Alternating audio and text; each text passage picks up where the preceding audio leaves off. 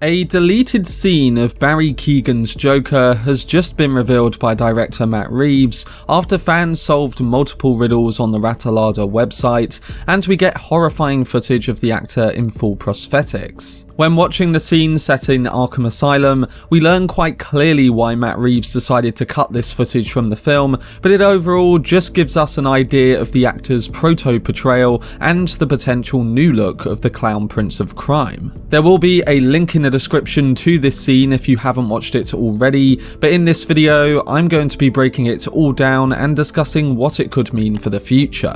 If you want to keep up to date on any of my content surrounding the Batman, its potential sequels, and the HBO Max spin-off shows, then don't forget to support this upload by giving it a like rating, subscribing to the channel, and turning on your notifications. Also, feel free to check me out on Twitter, Facebook, Reddit, and Instagram at Cortex Videos, which is all linked in the description below. But without further ado, let's dive into the Joker deleted scene from the Batman. So the new deleted scene with Barry Keoghan's Joker gives us an idea of when this scene was originally going to happen in Matt Reeves' film. It takes place soon after Paul Dano's Riddler had killed some of Gotham City's corrupt rich, and with Batman needing answers surrounding the new villain, he heads to Arkham State Hospital to see if the Joker can give him some answers surrounding the crimes he is committing. In a scene of mostly blurred footage of Barry Keoghan in full prosthetics, he looks at the documents and evidence of the crime scenes that Batman brings him and identifies that these crimes are truly personal ones. He also highlights that the Riddler is targeting those who have wronged him while being desperate to be seen as a somebody. Robert Pattinson's Batman asks Joker why Riddler is specifically writing to him, and the Clown Prince speculates that he could be a fan or someone who has a grudge against him. But with the Joker, you of course get the mind games too, and it's at this point that Barry Keoghan's character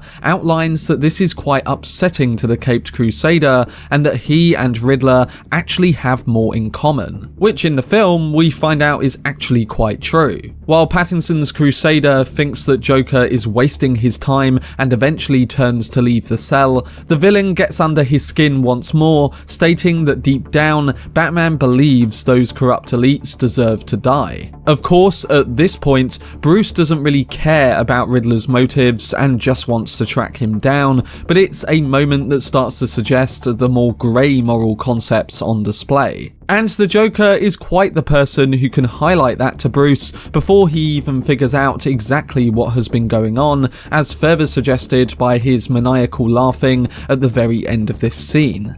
Apparently, Matt Reeves had previously spoken on why this scene was cut, saying in an older interview it wasn't necessary. It was one of those scenes where, given how complex the narrative was, by taking it out, it kept the story moving in a way it needed to. It's a really creepy, cool scene. That was the scene that was meant to introduce this guy and just to tease the audience to go like, oh my god, he's here too. And he's not yet the Joker. What is this eventually going to be? And then it seems so delicious in the story, since we'd already set him up to have the end of the story and the completion of the Riddler's arc, but that he was in a cell next to this guy. He continued by discussing why Batman would want to go to the Joker with this evidence, saying, I thought he would be really insecure about this, and he'd probably want to find some way to get into the Riddler's mindset, like in Manhunter or Mindhunter, this idea of profiling somebody so you can predict his next move.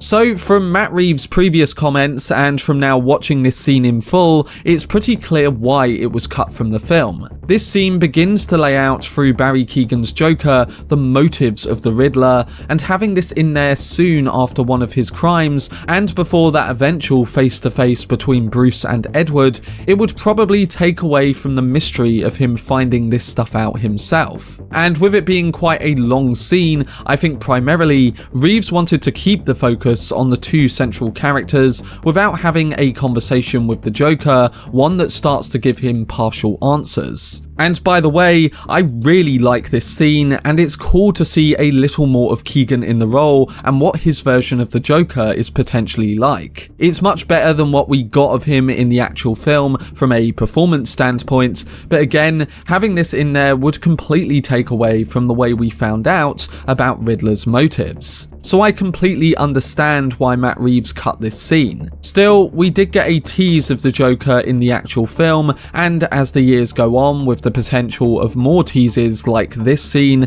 they've really planted the seed for this character to be big in a future installment.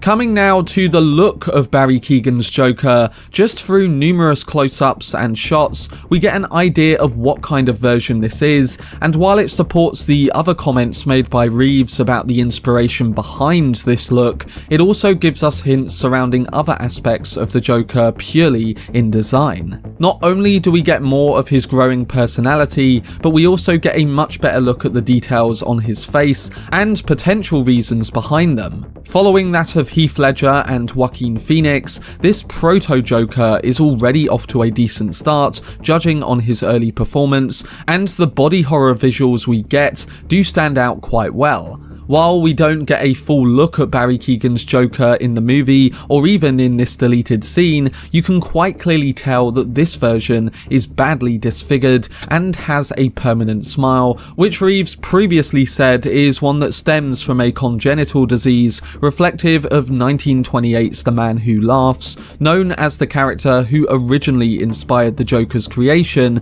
back in the 1940s. This is again a proto version of that, and as the years pass, we can only expect this design to be built upon as Barry Keoghan fully transforms into the Joker.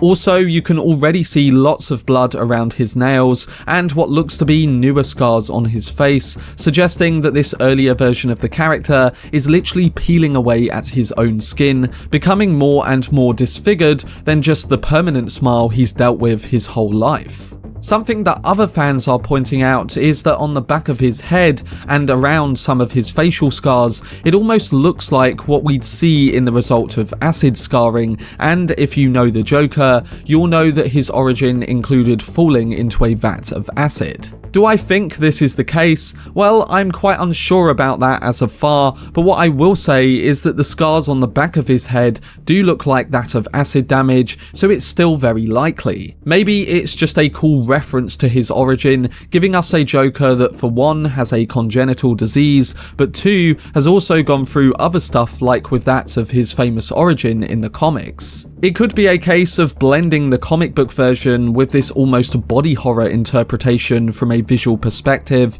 and to be honest, I really like that. It's definitely different, yet through Keoghan's early performance here, he totally embodies the psychology of the Joker. Some other things to point out too include that of his voice and signature laugh, one that in the movie I wasn't too keen on, but this scene has definitely sold me more on them. To be honest, I really like the voice, and it's almost an amalgamation of Heath Ledger, Jack Nicholson, and the Gotham portrayal in that aspect, but one which also complements the more silenced approach from Pattinson's Batman. Keoghan seems very calculated, but in all the crazy ways, and that makes for a perfect reflection to this version of Batman. And when it comes to the laugh, I'm definitely more happy with that now too. It felt a bit too comic booky in the film, whereas here it's played in a maniacal way, working quite well after Keoghan's character poses that Batman might believe those corrupt victims deserve to die. Either way, these are the kinds of things that can be fleshed out even more as the character fully grows into that role, so I'm not too worried on the performance, especially when most of it here is very good and that Keoghan is a great actor. Looking at all the images put together, you get a big early look at this proto-Joker, and it will be interesting to see what route they take him in once he's fully formed. So now that we've seen this Batman deleted Arkham scene and the other scene in the film with Paul Dano's The Riddler, where could this Joker be going in future installments? Well, like many people, I don't think we'll be seeing him as a main antagonist in the Batman 2.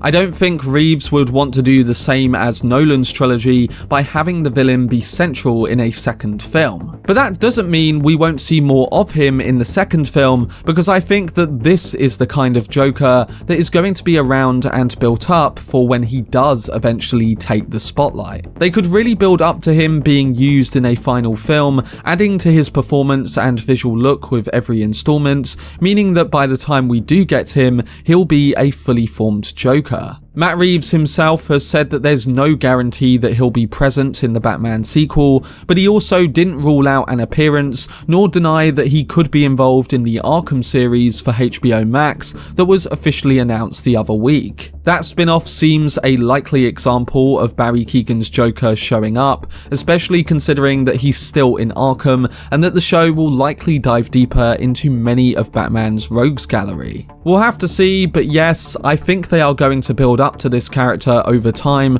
and really show him develop into his final form, visually and from a performance perspective.